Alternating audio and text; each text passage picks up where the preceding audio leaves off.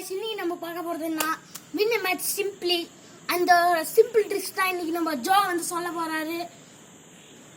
வாங்க நம்ம வீடியோக்குள்ள போலாம். Happy new year. Hello guys, இன்னைக்கு நம்ம பார்க்க மேட்ச் எப்படி சிம்பிளா வின் பண்றது.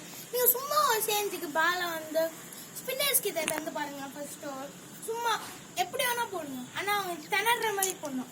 செகண்ட் ஓவர் நல்லா ஸ்விங் போடுற ஃபாஸ்ட் பாலர் கிட்ட தான் நல்லா யக்கர் லென்த்லயே போட்டுட்டு இருக்கணும். இன்னொன்னு சொல்ல மறந்துட்டேன், ஸ்பின்னர்ஸ் வந்து லெக் ஸ்பின்னர் ஆஃப் ஸ்பின்னர் மாத்தி போடணும். இன்னொன்று வந்து நாங்கள் சொல்றத பார்த்து நீங்க தப்பா நினச்சிக்கோன்னா நாங்கள் ட்ரை பண்ணி பார்த்து சொன்னது தான். அந்த மாதிரி யக்கர் போடும் போது அவன் நல்லா அடிக்க ஆரம்பிச்சிட்டான்னா ஒரு இன்ஸ்விங் பால் நல்லா ஃபாஸ்டா ஒரு பவுன்சர் போடுங்க. எப்படியாச்சும் ட்ரை பண்ணி பார்க்கலாம். அதே மாதிரியே நம்ம இப்போ first over, third over, fifth over spinners தாங்க. First over off, second over leg, third over leg spinner கேட்டாங்க. தேர்ட் ஓவரில் ஃபிஃப்த் ஓவர் எங்களுக்கு கேட்டாங்க.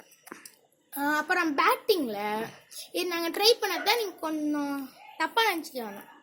சும்மா நம்ம எப்போதுமே லாஸ்ட் பவுலர்ஸ்க்குலாம் நம்மளுக்கு பேட்டிங்கே கிடைக்க மாட்டேங்குது.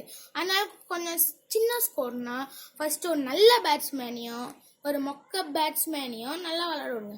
அப்படியே நல்லா விளாண்டாருன்னா நீங்கள் நல்லா எடுத்துக்கலாம். அதே மாதிரி அங்கே சீட்டில் ஒருத்தாங்க அப்படியே வந்தான், மொக்கையாக விளாண்டுருந்தான். சும்மா அடிக்கி விட்டா நல்லா அடிக்க ஆரம்பிச்சிட்டான், அதுவும் மொக்க ஸ்கோரில். இப்போ நம்ம பார்க்கும்போது சிம்பிள் ட்ரிக்ஸ் அது முடிஞ்சிச்சு. இப்போ நீங்கள் அந்த யாக்கர் போடுறீங்கல்ல, அந்த யாக்கரில் ஒரு பால் ஒய்டு யாக்கர் போடணும். ஒய்டு யாக்கர்னா ரொம்ப ஒய்டு வேணாம், ஒய்டு லைன்லேயே போடுங்க, வராது.